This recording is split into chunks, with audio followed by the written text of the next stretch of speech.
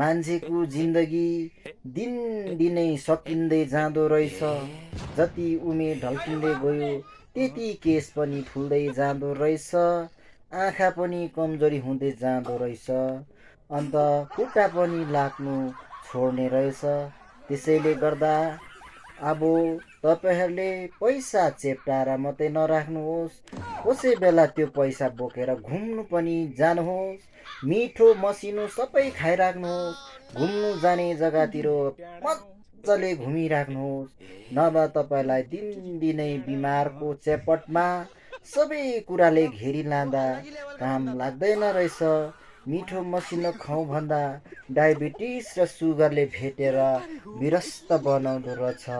त्यसले गर्दा मेरो साथीभाइ हो, पैसा छ भने चेप्टाएर मात्रै नराख, घुम्नु गइहाल, जे गर्नु छ गरिहाल।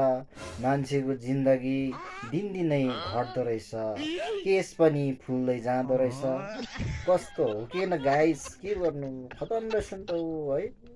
रडी लाग्यो है, म त रडी।